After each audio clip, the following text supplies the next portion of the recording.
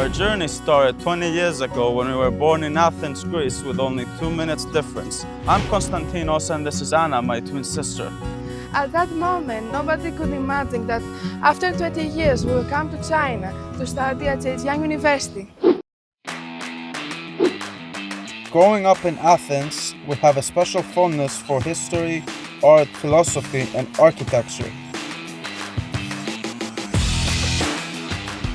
The 5,000-year history of China has particularly aroused our curiosity.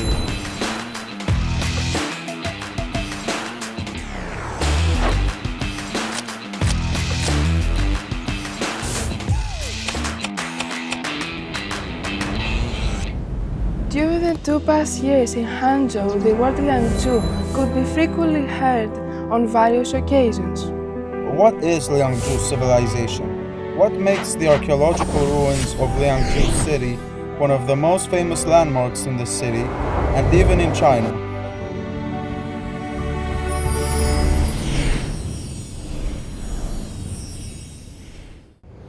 Liangzhu ancient city is a testament to 5,000 years of Chinese civilization. This is a marvelous description.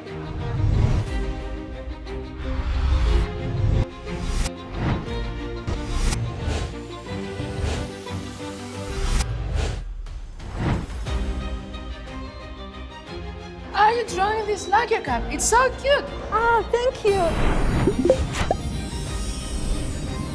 And yes, I'm actually a creator for museums, and the museum map you are holding is also one of my designs. You're the designer! Awesome! Oh, wait, I have some Liangzhu themed gift for you of my own design. Oh, thank you. In 2023, I participated in the Global Youth Sharing Meeting on Liangzhu culture, and I have been dedicated to becoming a Liangzhu promoter. Wow, it's an honor! So what attracts you the most about Liangzhu civilization? Let me show you. In brief, there are 4 major features: the magnificent royal palaces, the skilled handicraft, the sophisticated water conservancy system, and the burgeoning rice cultivation industry.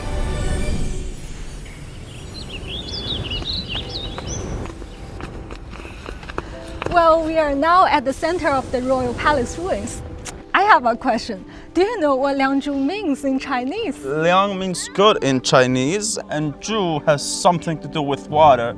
Excellent! Liangzhu means a beautiful land in water. It is surrounded by lucid waters. Liangzhu people built a high platform and brought in giant timbers to create a palace representing the center of power and belief. Oh, the AR technology has helped restore the old original appearance of the architecture. It worked. Wow! Here, the architecture, and there's someone working. Oh, we find a king. We can follow the step of the king. 5,000 years ago, the king must have stood here to have a bird's eye view of the entire city. This is really impressive. With more discoveries, Liangzhu City has truly earned the title of First City of China.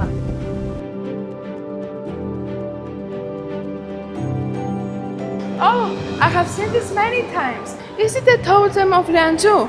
The little pin I'm wearing also has the same motif. Yes, it is called the sacred human and animal face motif, which shows how Liangzhu people imitate their deity. It is a symbol of racial belief engraved on ceremonial jade mirror like jade cong with extremely complex and exquisite patterns.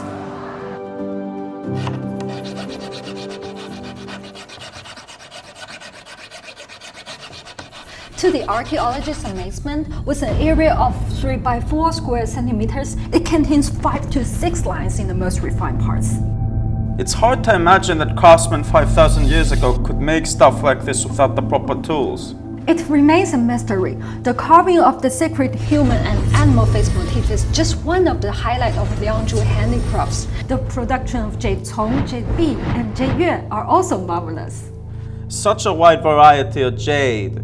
In ancient China, did jade have some sort of special significance? Jade was believed to bear spirituality. In ancient time, it was seen as an object capable of communicating with the deities, representing Liangzhu people's social code regarding unified belief and social hierarchy. Liangzhu jadeware system has been passed on generation after generation, shaping a crucial part of our Chinese civilization.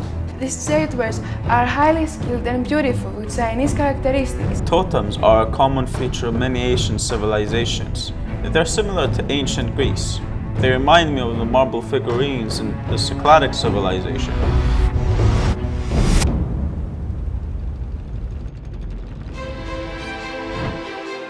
Ding, do you know where's the world's earliest and largest water conservancy system? Maybe Egypt or maybe Sumer in Mesopotamia? The discovery of the archaeological ruins of Liangzhu city showed that the earliest one is in China and right here in Liangzhu.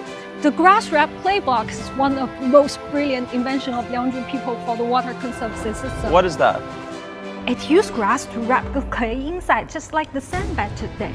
A wall would be formed by stacking them up, and it was invented 5,000 years ago. Marvelous! Ancient China was an agriculture-based society. Given its developed water conservancy system, the rice-growing practices must have been advanced. Indeed, with water control techniques coupled with a calendar similar to the 24 solar terms they used over 5,000 years ago, Liangzhu ancestors grew rice according to the natural laws. What a bumper harvest!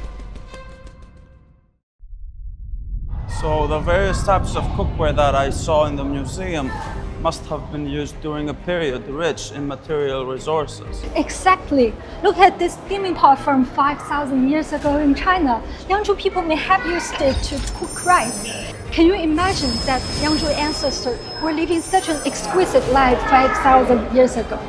The craftsmanship for 5,000 years ago is amazing. Thank you, Han. After seeing ancient Liangzhu city, we would like to show you around Athens. That's great. I would also love to introduce Liangzhu to the use of race. Ancient Greek civilization is the cradle of Western civilization. A Liangzhu ancient city is a testament to 5,000 years of Chinese civilization. Both complement each other from afar, calling for more communications between our two sides.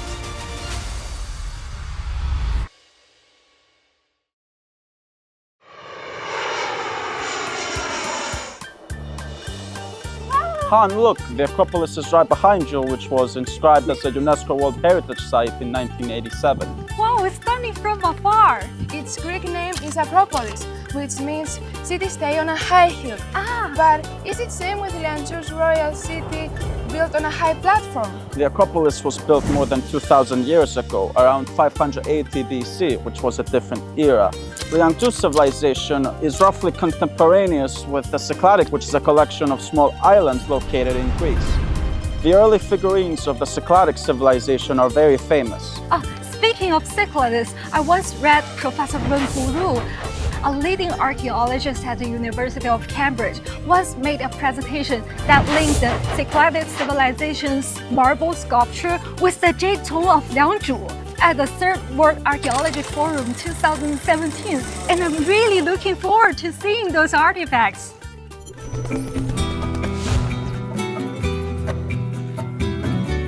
These are the early marble figurines of the Greek Cycladic civilization. With their arms crossed, there's a sense of unity, precision, and confidence. Wow, they does share some similarity with Liangzhu jade tomb. According to Professor Wen Ru, they share the same function of pictorial nature and cultural iconography. Exactly. Then there are these figurines which seem to be playing the flute and the harp. Now these are more than 4,000 years old and a unique kind of artifact to Greek Cycladic civilization culture. Look, the little interesting container that looks like a bear who's going for a drink. Isn't similar to the cute little pottery that we saw in Liangzhu's? Yes, it does look like the Liangzhu Taohe.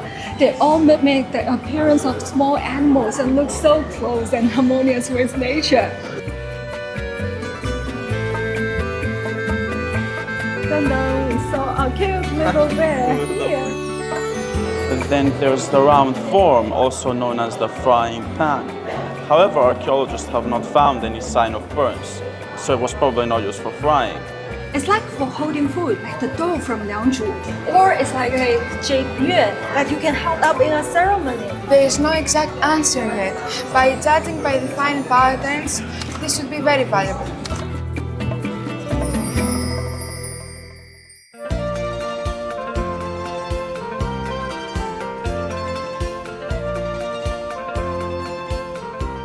Liangzhu had an early form of a city-state around 5,000 years ago. But if we have to look into the earliest one for Greece, we need to look into the Cretan civilization, which was relatively developed in Aegean culture around 2000 BC.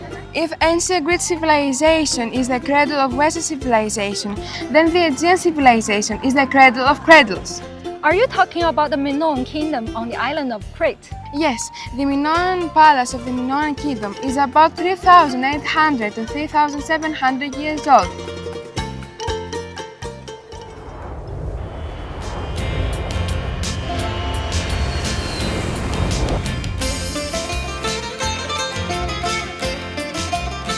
At the beginning, the Minoan civilization was but a myth that Zeus, the god of Greek mythology, abducted a beautiful maiden named Europa, and thus she gave birth to Minos. Minoan civilization is not only related to this myth, but also the name of Europe, Europa, was named after this beautiful maiden. And then the British archaeologist Evans confirmed that everything about Minos is real and not a myth. What inspired him was these strange symbols in these souvenirs.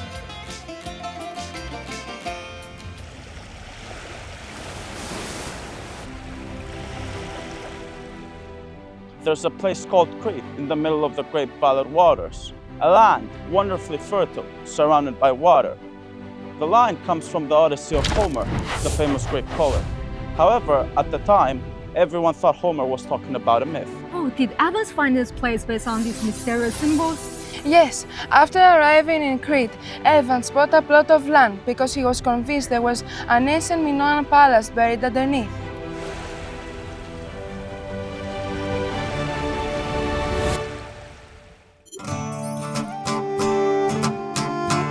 Is the current Minoan palace in its original form? No, Evans actually did a lot of work on the excavated ruins, and some scholars have argued that, in a sense, it's another form of destruction, a mix of reality and imagination that sometimes makes it hard to tell what's real and what's not. See the throne in the double X room. Archaeologist Evans believes that this was the throne of King Minos because Minos wasn't only a king, but also a high judge and a high priest. Such a throne later became the standard model of judges' chairs in the West.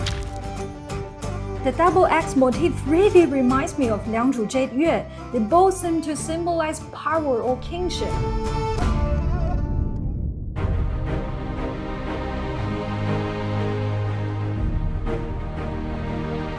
In Liangzhu 5,000 years ago, jade was the most important ritual artifact. The Aegean civilization did not have jade. Instead, they had marble, frescoes, gold, pottery jars, and so on. Yes, jade culture is probably exclusive in China. Look at this fresco, known to modern Westerners as the Noblewoman of Paris, and the pair of golden bees, which are about 3,000 years old. Probably also because of the Europa legend, the Cretan period was characterized by the totemic worship of the bull. These nicely decorated pottery pots for holding wines and drinks made me feel that the ancient Greeks were just like our Liangzhu ancestors. They were really filled with the same aspirations for a better life.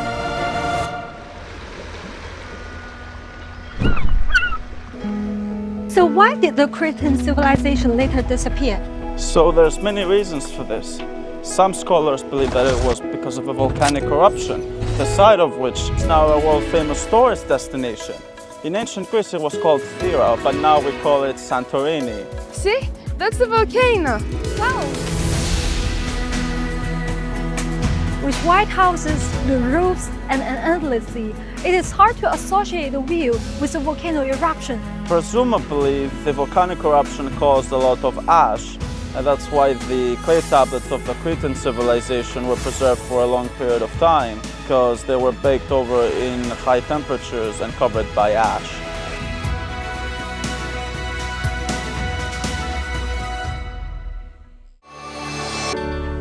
Greek architecture, pottery, philosophy, Olympian athletics, etc. all were developed during the civilization of the Greek city-states. Parthenon in particular is an outstanding example of ancient Greek architecture, 2,500 years old. Your introduction is amazing, which have really given me better understanding of Greece. Whether it is Liangzhu ancient city or the Acropolis, it is our young generation's mission and responsibility to pass on and work cultural heritage. As a Liangzhu promoter, I would like to introduce more about Liangzhu to the young people in Athens. Let's do it!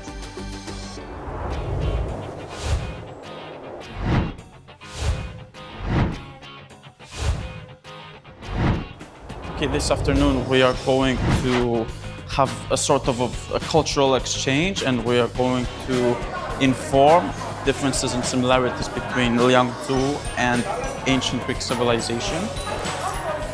A blind box.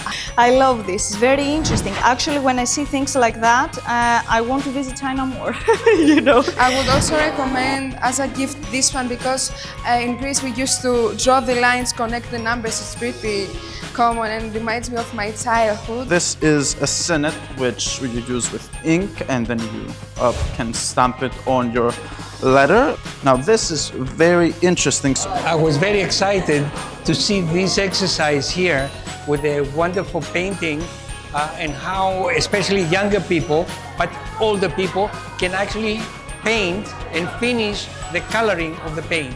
It's a very good idea because it brings people together, it excites them because they are doing something productive and they work like a team. Όπως λέμε και εμείς στην Ελλάδα, ότι πάντα γνωρίζω τον εαυτό μου μέσα από τα μάτια του άλλου. Οπότε ερχόμενοι σε επαφή, νομίζω ότι κατανοούν καλύτερα και τη δική τους χώρα και το δικό τους πολιτισμό. Είναι εκπληκτικό να συναντιούνται άνθρωποι από τόσα χιλιόμετρα μακριά. Πιστεύω ότι γίνονται πάρα πολλές δραστηριότητες ανάμεσα στην κινέζικη κοινότητα και στην ελληνική κοινότητα. Υπάρχουν πάρα πολλοί καλλιτέχνες και Έλληνες και Κινέζοι που μπορούν να μοιραστούν πολλά μαζί. Γιατί Κινέζοι και Έλληνες έχουν κάτι πολύ κοινό.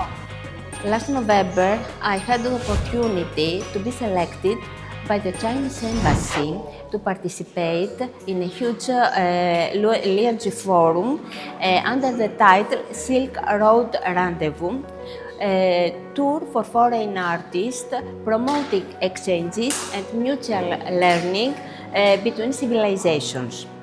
Indeed, I have visited Liangzhu several times, and the reason is that I am impressed every time I visit Liangzhu, exactly because it combines this kind of social elaboration, the technological and very early technological sophistication when it comes to earthworks or to jade working, and these intricate ceremonies whose remains have been discovered in the burials at Liangzhu. 中国啊是东方文明的摇篮，而希腊呢是西方文明的发源地。早在2000多年前，中西两大古老文明啊，就在亚洲大陆的东西两端交相辉映，为人类文明演进啊做出了奠基性的重要贡献。我特别期待通过良渚论坛的举办啊，杭州啊能成为中国对外推动文明对话和文明交流互鉴的高地。欢迎我们希腊社会各界的朋友啊，多去杭州走走看看，积极参加这个良渚论坛啊，大家可以加深了解啊，增进友谊啊，共谋合作啊，畅想未来啊。